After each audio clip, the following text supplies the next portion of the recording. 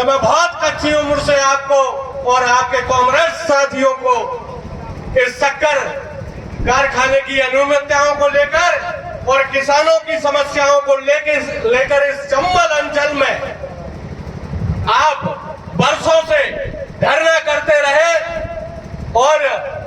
इस उपवास कार्यक्रम में तमाम ऐसे साथी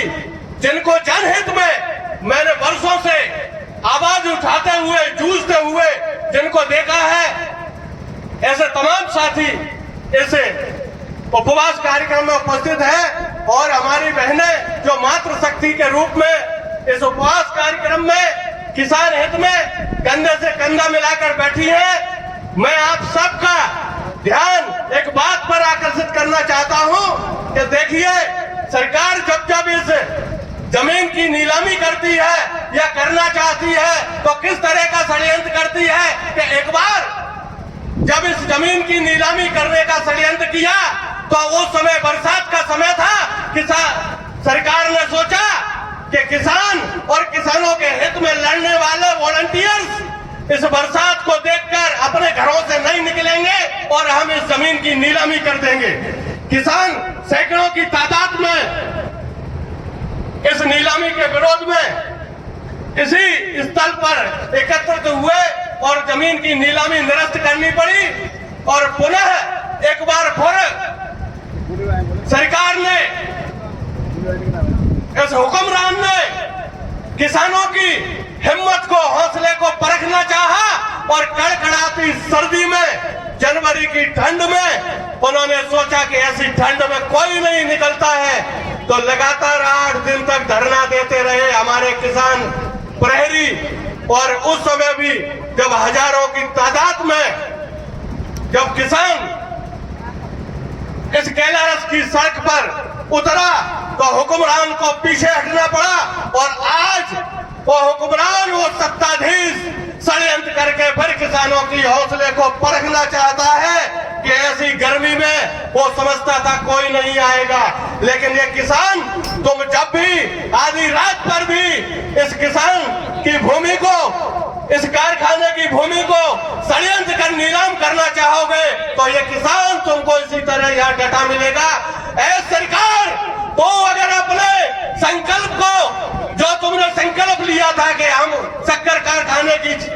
कारखाने को चालू करेंगे, तो ऐ सरकार, तुम अपने संकल्प को पूर्ण नहीं कर सकते हो तो हम तुमको सरकार नहीं मानते हैं। ऐ सरकार, तू अगर किसान का हित नहीं कर सकती तो हम तुझे सरकार नहीं मानते हैं। और इस कैलारस की पावन भूमि पर मध्य प्रदेश के मुख्यमंत्री रहते कई बार पूर्व मुख्यमंत्री शिवराज सिंह जी का आगमन हुआ, वो मंच से कई बार इस बात को दोहराते रहे कि फैक्ट्री चालू होगी। आज तक उनका वादा पूरा नहीं हुआ और एक किसान प्रतिनिधि मंडल उन्होंने बुलाया या यहाँ से स्वतः गया था। मैं उसका धन्यवाद करना चाहता हूँ कि चलो आप गए, लेकिन आपका आभार व्यक्त नहीं करूंगा क्योंकि आप तारीख लेकर नहीं आए कि हम इस तारीख को, शिवराज सिंह ने कहा है इस तारीख को ये फैक्ट्री पुनः चालू की जाएगी। अरे ये तो बार वर्षों से, 20 वर्ष से जब से ये सरकार आई है, हिंदुस्तान में जिस तरह से कश्मीर का मुद्दा है उस तरह से मध्य प्रदेश की इस 20 वर्ष से भाजपा सरकार चंबल अंचल के, चंबल घाटी के इस शक्कर कारखाने के इस मुद्दे को इसी तरह उलझा कर लटकाना चाहती है। और मैं कहता हूं कि आज पुर्जा गला करके और कबाड़े में कारखाने के पुर्जों को बेच रही है ये सरकार, और असल में सरकार की नजर तो इस बेशकीमती 500 करोड़ की भूमि पर है, जिसको बेचकर और सरकार में बैठे हुए लोग धन्ना सेठों के माध्यम से इस जमीन को हथियाना चाहते हैं, खुरद करना चाहते हैं, बेचना चाहते हैं। जिस तरह से मुरैना का पुराना बस स्टैंड की भूमि को इन्होंने नीलाम किया और आज इस